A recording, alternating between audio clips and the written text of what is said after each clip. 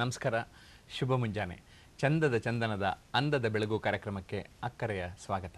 ನಲ್ಮೆಯ ವೀಕ್ಷಕ ಬಂಧುಗಳೇ, ಶಿಕ್ಷಕ ವೃತ್ತಿ ಬಹಳ ಪ್ರಮುಖವಾದ ವೃತ್ತಿ. ಅನೇಕ ವಿದ್ಯಾರ್ಥಿಗಳ ಬದುಕನ್ನೇ ಬದಲಿಸುವ ಶಕ್ತಿ ಶಿಕ್ಷಕರಲ್ಲಿದೆ. ಹಲವು ಶಿಕ್ಷಕರು ಲೇಖಕರಾಗಿ ಕೂಡ ಸಾಧನೆಯಲ್ಲಿ ತೊಡಗಿಸಿಕೊಂಡಿರೋದನ್ನು ನಾವು ಗಮನಿಸ್ತಾ ಬಂದಿದ್ದೇವೆ. ಅಂಥ ಪ್ರತಿಭೆಗಳಲ್ಲಿ ಒಬ್ಬರು ಇಂದಿನ ನಮ್ಮ ಬೆಳಗು ಕಾರ್ಯಕ್ರಮದ ಅತಿಥಿ ವಿದ್ವಾನ್ ಹರಳೂರು ಶಿವಕುಮಾರ ಅವರು. ಶ್ರೀ ಸಿದ್ಧಗಂಗಾ ವಿದ್ಯಾಸಂಸ್ಥೆಯಲ್ಲಿ ಸಂಸ್ಕೃತ ಶಿಕ್ಷಕರಾಗಿ ಸೇವೆಯನ್ನು ಸಲ್ಲಿಸ್ತಾ ಇದ್ದಾರೆ. ಕವನಗಳು, ಶಿಶುಗೀತೆಗಳು, ಆಧುನಿಕ ವಚನಗಳು, ಚುಟುಕಗಳು ಮುಂತಾದ ಪ್ರಕಾರಗಳಲ್ಲಿ ಇದುವರೆಗೆ 11 ಕೃತಿಗಳನ್ನು ರಚಿಸಿದ್ದಾರೆ. 5 ಕೃತಿಗಳು ಅಚ್ಚಿನಲ್ಲಿವೆ. ಹಲವಾರು ನಾಟಕಗಳಲ್ಲಿ ಅಭಿನಯಿಸಿರುವ ಅನುಭವ ಇವರದು. ಕರಡಿ ವಾದ್ಯ, ನಂದಿಧ್ವಜ ಕುಣಿತ, ಕೋಲಾಟ ಮುಂತಾದ ಜಾನಪದ ಕಲೆಗಳಲ್ಲಿ ಇವರಿಗೆ ವಿಶೇಷ ಆಸಕ್ತಿ. ಕೃಷಿ ವ್ಯವಸಾಯಗಾರರಾಗಿ, ಪುರೋಹಿತರಾಗಿಯೂ ಸಹ ಗುರುತಿಸಲ್ಪಟ್ಟಿದ್ದಾರೆ. ಹಲವು ಸಂಘ ಸಂಸ್ಥೆಗಳು ಇವರನ್ನು ಗೌರವಿಸಿವೆ.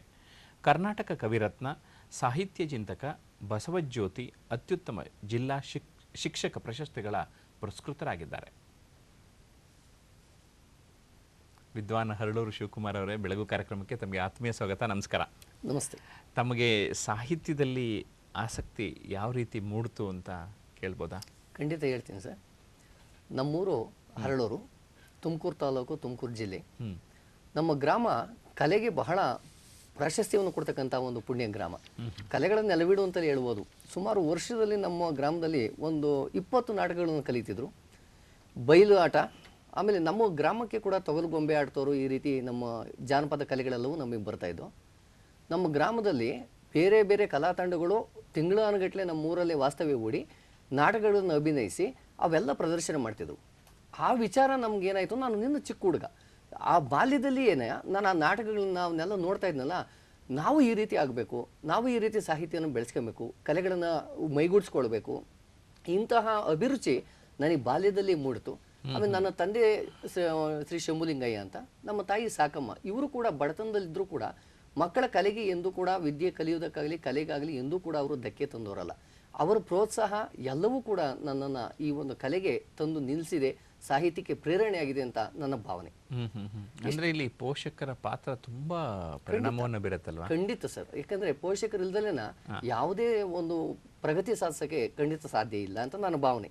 ಅಂದ್ರೆ ತಂದೆ ತಾಯಿಗಳು ಅದನ್ನ ಮನಸ್ಸಿನಲ್ಲಿ ಇಟ್ಕೋಬೇಕು. ಖಂಡಿತ ಮಕ್ಕಳಿಗೆ ಆ ನಿಟ್ಟಿನಲ್ಲಿ ಎಲ್ಲ ಒಂದ್ ಕಡೆ ದಿಕ್ಕು ತೋರಿಸ್ಬೇಕು, ಪ್ರಗತಿ ಪಥದತ್ತ ಕೊಂಡೊಯ್ಬೇಕು ಅವ್ರನ್ನ. ಕೊಂಡೊಯ್ದಾಗ ಅವರ ಪ್ರಗತಿನೂ ಆಗುತ್ತೆ, ತಂದೆ ತಾಯಿಗಳು ಕೂಡ ತುಂಬಾ ಸಂತೋಷ ಆಗುತ್ತೆ. ಅವ್ರು ಅದನ್ನೇ ಅಭಿವೃದ್ಧಿಯನ್ನೇ ಬಯಸೋದು, ಮಕ್ಕಳ ಅಭಿವೃದ್ಧಿಯನ್ನೇ ಅವರು ಬಯಸೋದು. ಶಿವಕುಮಾರ್ ಅವರೇ, ತಾವು ಅನೇಕ ಕೃತಿಗಳನ್ನು ರಚಿಸಿದಿರಿ. ಕೆಲವು ಕೃತಿಗಳ ಬಗ್ಗೆ ವೀಕ್ಷಕರಿಗೆ ಪರಿಚಯ ಮಾಡಿಕೊಡೋಣ. ಬಣ್ಣದ ಪಾತ್ರ ಎನ್ನುವಂತಹ ಕೃತಿಯಲ್ಲಿ ಕೆಲವು ಕವನಗಳನ್ನು ಬರೆದಿದ್ದೀರಿ. ಅಂದ್ರೆ ಈ ಬಣ್ಣದ ಪಾತ್ರ ಅಂತ ಶೀರ್ಷಿಕೆ ಇಡಬೇಕಾದ್ರೆ ಅಂದ್ರೆ ಯಾವುದು, ನೀವೆಲ್ಲ ನಾಟಕ ಹಚ್ಚುತ್ತಿದ್ರಲ್ಲ, ನಾಟಕಕ್ಕೆ ಬಣ್ಣ ಹಚ್ಚುತ್ತಾ ಇದ್ರಲ್ಲ, ಅದನ್ನ ನೆನಪಾಯ್ತಾ ಅಥವಾ ಯಾವ ತರ ನಿಜವಾದ ಬಣ್ಣಗಳ ಬಗ್ಗೆನೇ ಬರಿಬೇಕನ್ನಿಸ್ತಾ? ಖಂಡಿತ ಇದು ಬಣ್ಣ ಕಲರ್ಸ್ ಇದು ಅಂತ ಇದಲ್ಲ. ಈ ಜನದ ಜೀವನದ ಒಂದು ವ್ಯವಹಾರ ವಿಚಾರಗಳಿದಾವಲ್ಲ, ಇವ್ರ ನಡವಳಿಕೆ ಇದೆಯಲ್ಲ, ಆ ನಡವಳಿಕೆ ಸುಮ್ಮನೆ ಕೃತಕವಾಗಿ ಅಥವಾ ಕೃತ್ರಿಮವಾಗಿ ಜನಗಳ ನಡವಳಿಕೆಯನ್ನು ನಾವು ನೋಡ್ತೀವಿ. ಸಹಜತೆ ಇರಲ್ಲ, ಎಲ್ಲ ಸುಮ್ಮನೆ ಅಭಿನಯ, ತೋರ್ಪಡಿಕೆ, ಇಂತಹ ಇದಾಗುತ್ತೆ. ಒಂದು ಕುಟುಂಬದಲ್ಲಾಗ್ಬೋದು, ಅಥವಾ ಇನ್ನೊಂದು ಸಮಾಜ ಸಂಘ ಸಂಸ್ಥೆಗಳಲ್ಲಾಗ್ಬೋದು, ಅಥವಾ ಇನ್ನೊಂದು ಯಾವುದೇ ಕ್ಷೇತ್ರದಲ್ಲಾಗಲಿ ಸ್ವಲ್ಪ ಈ ಕುಟಿಲತೆ ಇದೇ ಸ್ವಲ್ಪ ತಾಂಡವಾಡ್ತದೆ ಅಂತಕ್ಕಂಥ ನನ್ನ ಮನಸ್ಸಿನಲ್ಲಿ ಅದು ಎಲ್ಲೋ ಒಂದು ಮೂಲೆಯಲ್ಲಿ ಕೊರಿತಾ ಇತ್ತು. ಅದನ್ನ ಆ ಒಂದು ಶೀರ್ಷಿಕೆ ಗೀತೆನಲ್ಲಿ ನಾನು ಚಿತ್ರಿಸಿದೆ. ಅಂದ್ರೆ ಜನ ಎಲ್ಲ ಒಂದ್ ಕಡೆ ಮುಖವಾಡ ಹಾಕೊಂಡು ಮಾತಾಡ್ತಾರೆ ಅನ್ನೋ ನೀವು ಭಾವಿಸ್ತಾ ಇದ್ದೀರಿ. 100ಕ್ಕೆ 100 ಸತ್ಯವಾದ ವಿಚಾರ. ಅಂದ್ರೆ ಆದಷ್ಟು ಪ್ರಾಮಾಣಿಕವಾಗಿರ್ಬೇಕು, ನೇರವಾಗಿರ್ಬೇಕು, ಇರಬೇಕು ಅನ್ನೋಂಥದ್ದು ನಿಮ್ಮ ನನ್ನ ಮನಸ್ಸಿನ ಭಾವನೆ. ಹಾಗಾದ್ರೆ ಒಂದು ಕವನನ ಓದೋದ್ರ ಬದಲು ಹಾಡ್ಸೇ ಬಿಡೋಣ ತಮ್ಮ ಕೈನಲ್ಲಿ. ತಾವು ಇಚ್ಛೆ ಪಟ್ಟರೆ ಖಂಡಿತ ಓದ್ತೀನಿ ಸರ್. ಬಣ್ಣದ ಪಾತ್ರ ಅಂತ ಇದು ಪುಸ್ತಕದ ಶೀರ್ಷಿಕೆ. ಆ ಶೀರ್ಷಿಕೆ ಪದ್ಯನೂ ಕೂಡ ಬಣ್ಣದ ಪಾತ್ರ ಅಂತಲೇ ಇದು ಮಾಡಿದ್ದೀನಿ. ಬದುಕಲ್ಲಿ ನಟನೆ, ಮನದಲ್ಲಿ ಕುಟಿಲತೆ, ನಂಬಿಕೆ ಜನರಲು ಅಡಗಿಹುದು, ಸತ್ಯವ ಮುಚ್ಚಿ ಮಿಥ್ಯವ ತೋರಿ ಬಣ್ಣದ ಪಾತ್ರವೇ ಕುಣಿದಿಹುದು, ಸವಿಸುಖ ನಂಬಿ ಈರುಳಿನ ಬೆಳಕನ್ನು ಶಾಶ್ವತವೆಂದು ತಿಳಿದಿಹೆನೋ, ಆಸೆಯ ಚಂದಿರ ಬಾನಲಿ ಕರಗಲು ಕತ್ತಲ ಗುಹೆಯಳು ಬಿದ್ದಿಹೆನು, ಕೋಗಿಲೆಯೆಂದು ನೋಟದಿ ಮರೆತು ವೇದಿಕೆ ನೀಡಿ ರಕ್ಷಿಸಲು ಕಾಳನು ಚೆಲ್ಲಿ ಗಾನವ ಕೇಳಲು ಕಾಗೆಯ ಧ್ವನಿಯದು ನಿಜವಾಯ್ತು. ನೊಗುಮುಗವೆರೆಸಿ ಅವಳೆದೆ ವನದಲ್ಲಿ ತಂಗಾಳಿಯ ಪಡೆಯಲು ಬಯಸಿಹೆನೋ. ಕಾಡಿನ ಕಿಚ್ಚಿನ ತೆರದಲ್ಲಿ ದಹಿಸುತ್ತ ಹಾಸೆಯ ಬೂದಿ ಮಾಡಿಹಳು. ದೇಹದ ಬಳುಕಿಗೆ ನಾಲಗೆ ನುಡಿಗೆ ನನ್ನೆದೆ ಕನಸನು ಹೆಣೆದಿರಲು. ಕಳ್ಳಿಯ ಹಾಲನೆ ಅಮೃತವೆಂದು ಹರಳೂರಪ್ಪನ ಮರೆತಿಹೇನು. ಇದು ಒಂದು ಪದ್ಯ. ಅಂದರೆ ಸಮಾಜದ ಒಂದು ಜನಜೀವನದ ಒಂದು ವಿಚಾರವನ್ನ ಈ ಹೇಗೆ ಇದೆ ಅಂತಕ್ಕಂಥ ಒಂದು ಕಲ್ಪನೆಯಲ್ಲಿ ಇದನ್ನ ಚಿತ್ರಿಸಿದೆ. ಇದರಲ್ಲಿ ಹರಳೂರಪ್ಪ ಅಂತ ಒಂದು ವಿಚಾರ ಬಂತು. ಹರಳೂರಪ್ಪ ಅಂತಕ್ಕಂಥ ಒಂದು ನಾನು ಎಲ್ಲ ಪದ್ಯಗಳಿಗೆ ಶೀರ್ಷಿಕೆ ಇದರಲ್ಲಿ ಆ ಒಂದು ಅಂಕಿತ ನಾಮವನ್ನು ಇಟ್ಕೊಂಡು ನಾನು ಬರೆದಂಥವನು. ಅರಳೂರಪ್ಪ ಅಂತಂದ್ರೆ ನಮ್ಮ ಊರಲ್ಲಿ ವೀರಭದ್ರ ಸ್ವಾಮಿಗೆ ಅರಳೂರಪ್ಪ ಅಂತ ಕರೀತಾರೆ. ಆದರೆ ನಿಜವಾಗಿ ಆ ಅರಳೂರಪ್ಪ ಅಲ್ಲ. ಒಂದು ಅಗೋಚರವಾದ ಒಂದು ಶಕ್ತಿ ಇದೆ, ಈ ಜಗತ್ತನ್ನು ನಡೆಸ್ತಕ್ಕಂಥ ನಿಯಾಮಕವಾದ ಒಂದು ಚೇತನ ಇದೆ. ಆ ಚೇತನವನ್ನು ನಾನು ಅರಳೂರಪ್ಪ ಅಂತ ಕಂಡಿದ್ದೀನಿ. ಬಸವಣ್ಣವರು ಕೂಡಲ ಸಂಗಮ ಅಂತ ಕರೆದ್ರು, ಅಕ್ಕ ಮಹಾದೇವರು ಚನ್ನಮಲ್ಲಿಕಾರ್ಜುನ ಅಂತ ಕರೆದ್ರು. ಆ ರೀತಿ ನನ್ನಲ್ಲಿ ಅದು ಅರಳೂರಪ್ಪನಾಗಿ ಈ ಹರಳೂರು ಎಲ್ಲಿ ಬರುತ್ತೆ ಸರ್? ಇದು ತುಮಕೂರು ಜಿಲ್ಲೆ ಸರ್. ಸಿದ್ಧಗಂಗಾ ಮಠಕ್ಕೆ 8 ಕಿಲೋಮೀಟರ್ ಆಗುತ್ತೆ ಅಂತ ಪುಣ್ಯಕ್ಷೇತ್ರ ಇದೆ. ಆಮೇಲೆ ಈ ಕಡೆ 8 ಕಿಲೋಮೀಟರ್ ಶಿವಗಂಗೆ ಇದೆ, ದಕ್ಷಿಣ ಕಾಶಿ ಅಂತಲೇ ಪ್ರಸಿದ್ಧಿ. ಅಂತಹ ಪುಣ್ಯಕ್ಷೇತ್ರದಲ್ಲಿ ಜನಿಸಿರ್ತಕ್ಕಂಥ ಮಧ್ಯದಲ್ಲಿ ಜನಿಸಿದ್ದೀನಲ್ಲ, ನನಗೆ ಆ ಭಗವಂತನ ಕೃಪೆ ಇದೆ, ಈ ಕಡೆ ಗುರುಗಳ ಕೃಪೆ ಇದೆ. ಗುರು ಕೃಪೆ ದೈವ ಕೃಪೆ ಎರಡೂ ಇದೆ. ಊರಿನಲ್ಲಿ ಮಾತಾಪಿತರ ಕೃಪೆನೂ ಇದೆ. ಅದಕ್ಕೇನೆ ಹರಳೂರು ಮೇಲೂ ಒಂದು ಕೃತಿ ಇರ್ಲಿ ಹರಳೂರು ಹೆಸರಿನಲ್ಲಿ ಅಂದ್ಬಿಟ್ಟು ಹರಳುಮುರು ಮಲ್ಲಿಗೆ ಅಂತ ಕರೆದು ಬಿಟ್ರಿ. ಏನಿದು ಮಲ್ಲಿಗೆ ಅಂತ ಹೆಸರು? ನನಗೆ KS ನರಸಿಂಹಸ್ವಾಮಿ ಅವರದು ಮೈಸೂರು ಮಲ್ಲಿಗೆ ಇದನ್ನ ನಾನು ನೋಡಿದ್ದೆ, ಓದಿದ್ದೆ. ಅದು ನನ್ನ ಜೀವನದಲ್ಲಿ ಅದು ಬಹಳ ಪರಿಣಾಮ ಬೀರುವಂತ ಒಂದು ಪ್ರೇಮಗೀತೆಯ ಕೃತಿ. ಮೊಟ್ಟ ಮೊದಲು ಕಾವ್ಯ ಬರಬೇಕಾದ್ರೆ ಸಾಮಾನ್ಯ ಬಹುಶಃ ನನ್ನಂಥವ್ರೆಲ್ಲರೂ ಈ ಪ್ರೇಮ ಕಾವ್ಯಗಳನ್ನೇ ಆಯ್ಕೆ ಮಾಡ್ಕೊಂತಾರೆ.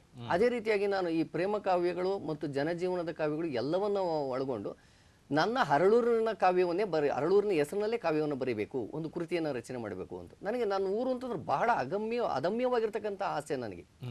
ಈಗ ಪಂಪನಿಗೆ ಬನವಾಸಿ ಹೇಗೆಯೋ, ಆಮೇಲೆ ರಾಮಾಯಣದ ಒಂದು ಕತೆ ಬರ್ತದೆ. ವಾಲ್ಮೀಕಿ ಇವರು ಹೇಳ್ತಾರೆ ರಾಮನ ಮೂಲಕವಾಗಿ, ಜನನಿ ಜನ್ಮಭೂಮಿಶ್ಚ ಸ್ವರ್ಗಾದಪಿ ಗರಿಯೇಸಿ ಅಂತ.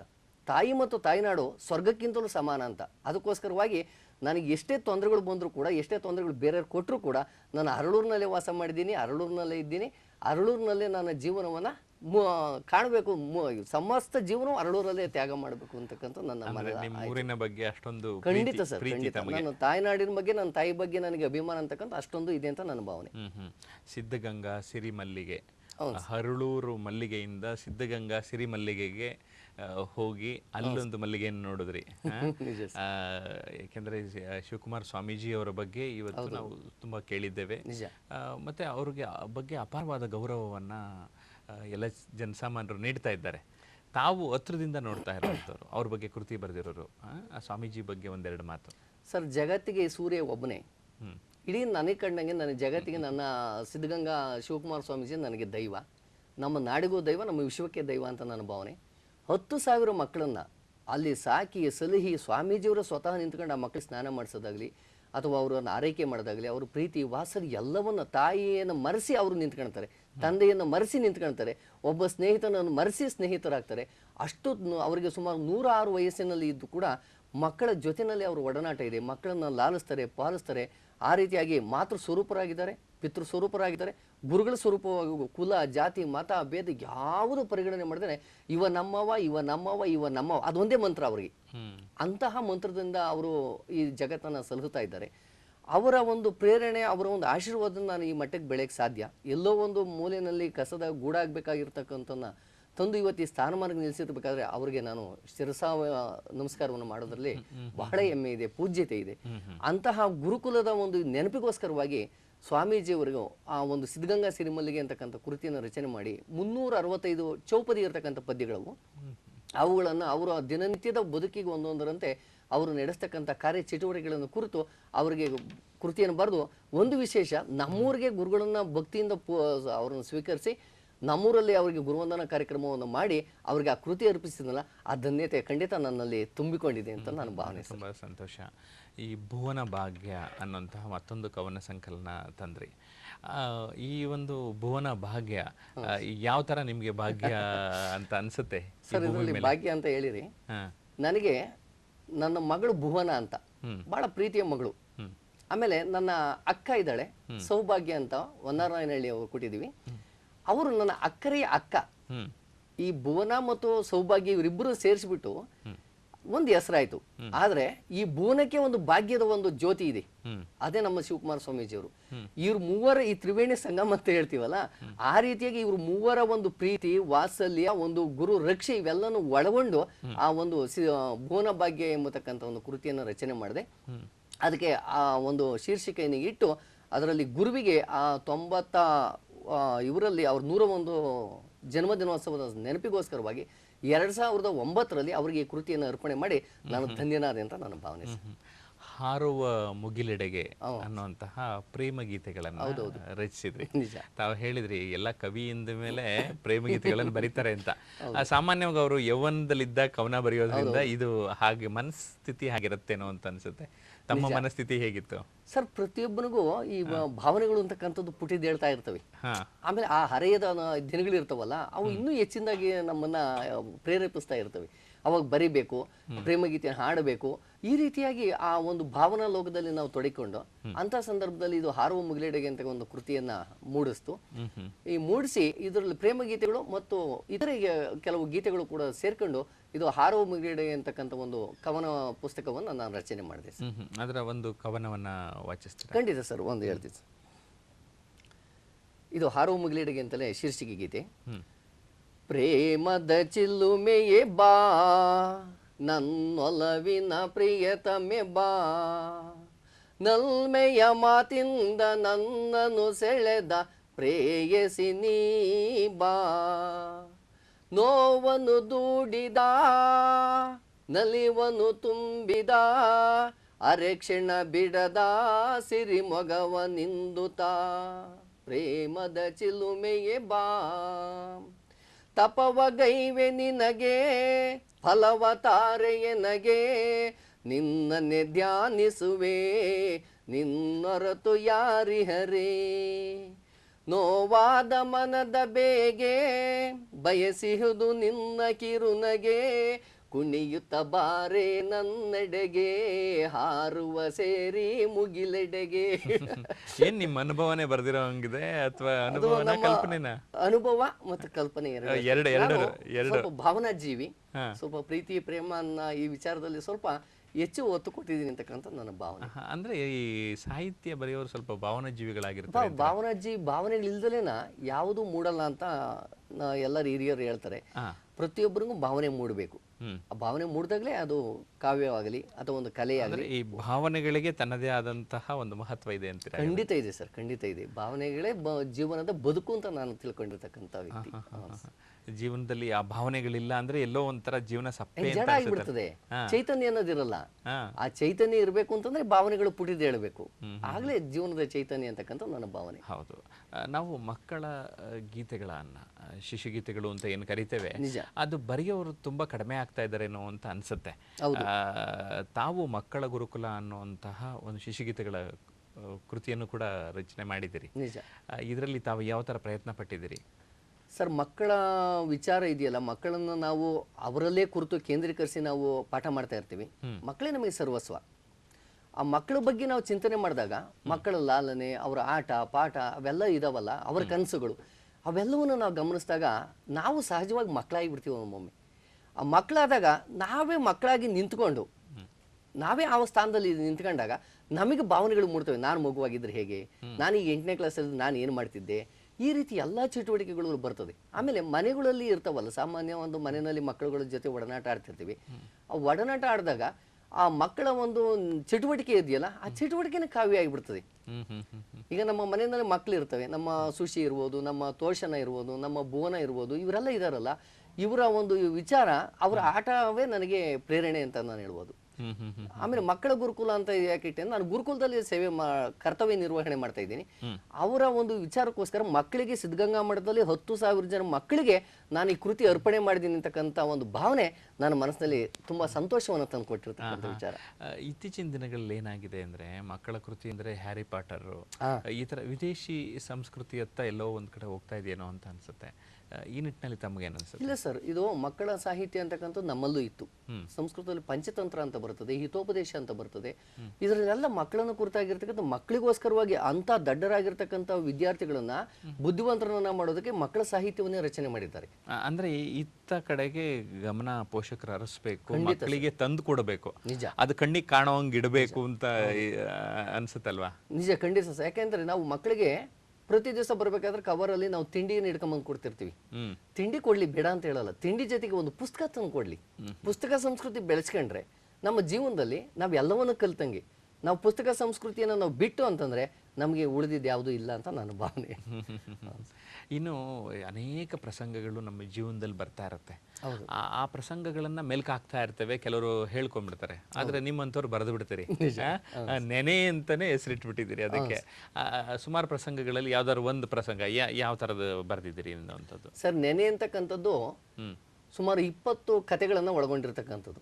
ಅಂದ್ರೆ ನನ್ನ ಜೀವನದಲ್ಲಿ ನಡೆದಂಥವು ಮತ್ತು ನಮ್ಮ ಪರಿಸರದಲ್ಲಿ ನಡೆದಂಥ ಪ್ರಚಲಿತ ವಿದ್ಯಮಾನಗಳನ್ನ ಒಂದು ಕೇಂದ್ರೀಕರಿಸಿ ಬರೆದಿರ್ತಕ್ಕಂಥ ಒಂದು ಕೃತಿ ಅದು. ಕಥಾ ಪುಸ್ತಕ. ಅದರಲ್ಲಿ ಹಲವಾರು ಕಥೆಗಳದ್ದು ಒಂದು ಹೇಳ್ತೀನಿ. ಒಂದು ಪತ್ರ ತಂದ ಫಜೀತಿ ಅಂತ ಇತ್ತು.